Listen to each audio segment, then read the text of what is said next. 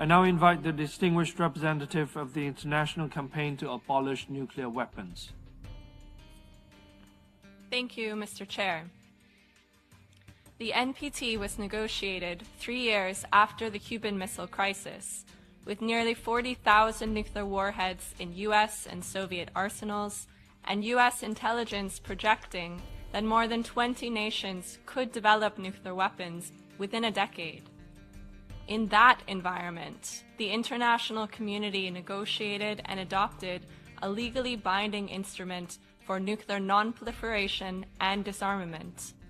The danger associated with nuclear weapons has always been the strongest argument for their non-proliferation and elimination. The drafters of the NPT used strong words: cessation, liquidation, elimination. They are in the preamble of the NPT, and Article 6 converts them into law.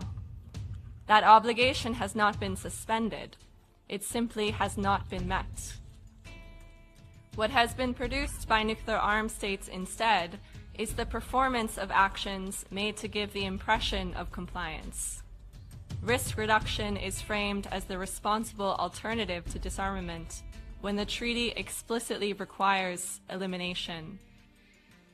This conference must also address the barely veiled threats to use nuclear weapons during the review cycle.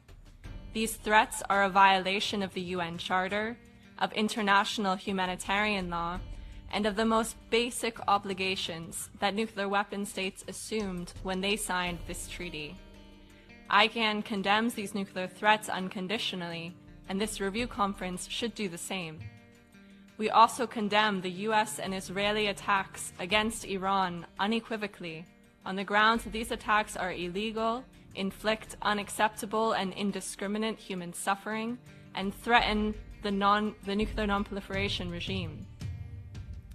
In addition to the failings of nuclear armed states, we are witnessing the heads of government of non-nuclear weapon states parties to this treaty publicly embracing nuclear weapons, calling for increased salience of nuclear weapons in their security strategies. In 2017, states negotiated the Treaty on the Prohibition of Nuclear Weapons. In 5 years, the TPNW, since its entry into force, the TPNW has made meaningful progress towards implementation. The TPNW emerged just as the NPT did, because of the growing danger of nuclear weapons, and in recognition of the fact that the ongoing possession of nuclear weapons and reliance on them in security doctrines of some countries threatens the security of all countries. The TPNW complements the NPT. It is what Article 6 looks like when you take it seriously. This November, the TPNW will convene its first review conference in New York. ICAN urges every state in this room to attend as a state party or, at a minimum, as an observer. The NPT's promise is the cessation, liquidation, and elimination of nuclear weapons. We stand with the majority of this conference membership in working to fulfill it. Thank you.